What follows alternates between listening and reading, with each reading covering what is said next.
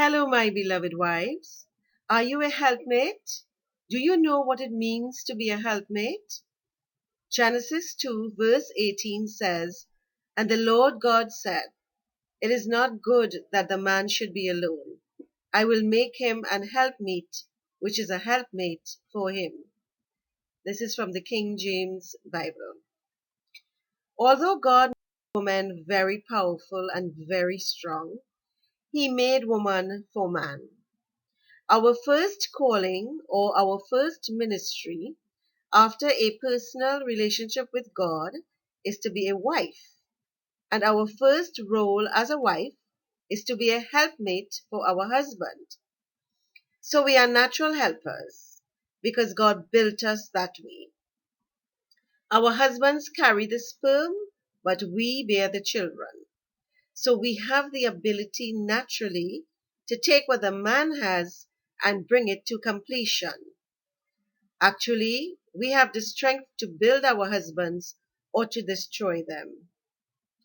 I will give you an example. In the Garden of Eden, Eve did not discern the voice of the devil and she was deceived by him.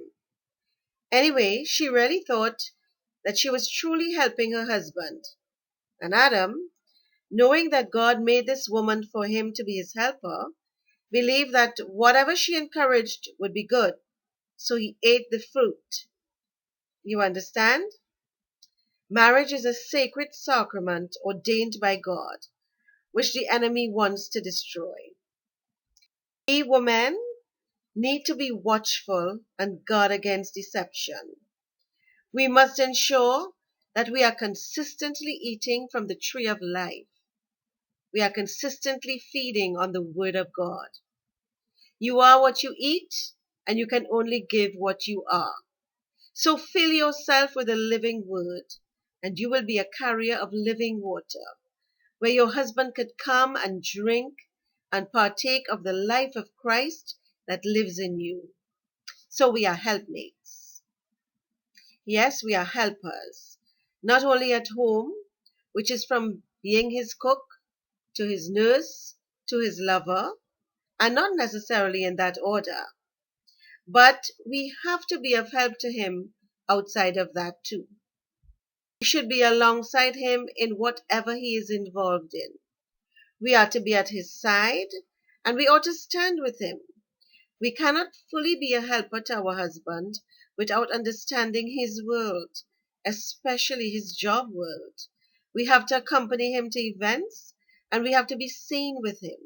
And if we are not being seen, you better believe that someone else will try to fill our space. So we are helpmates. What affects him must be our concern because we have been made to help him. Additionally, a wife, of course, is not intended to be a sex object, but we are there to fulfill our husband's sexual needs. And it's so much more than that. It is an attitude of the heart. We are clinging to each other as man and wife becoming one. I'd like to add here that psychologists report that the two most important factors of a man's self-worth are his performance and his sex life. You see what I mean again? So we are helpmates.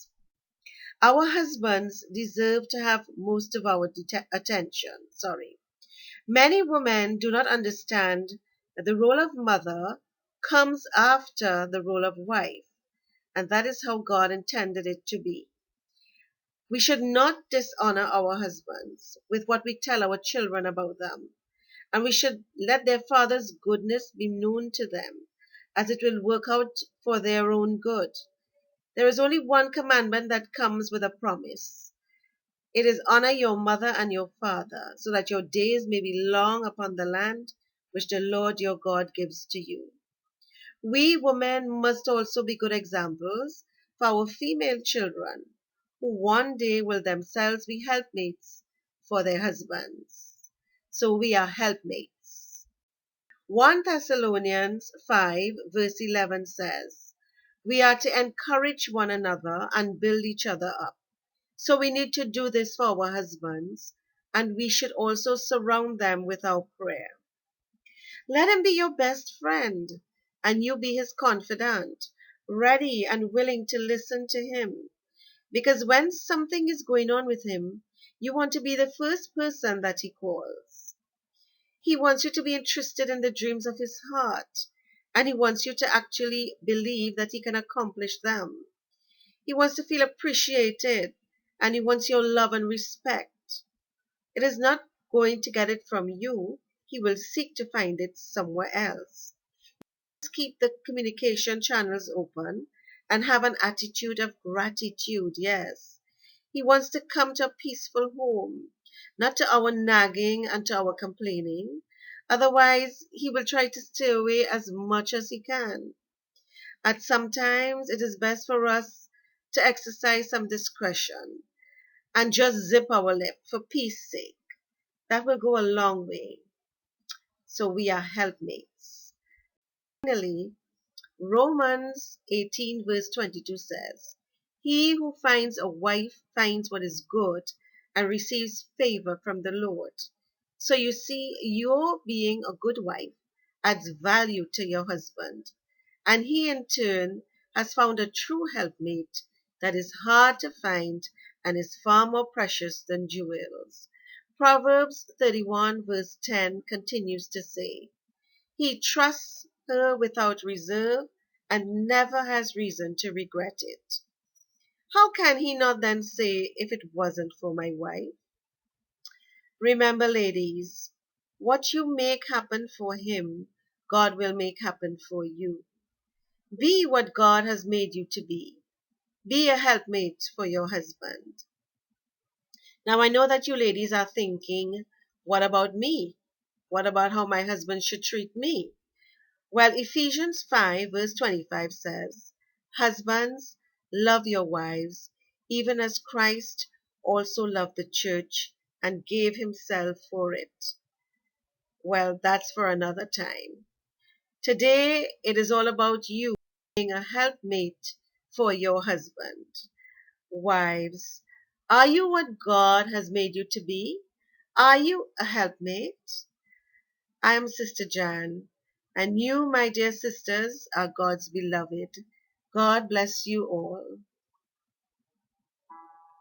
You're my beloved, you're my bride.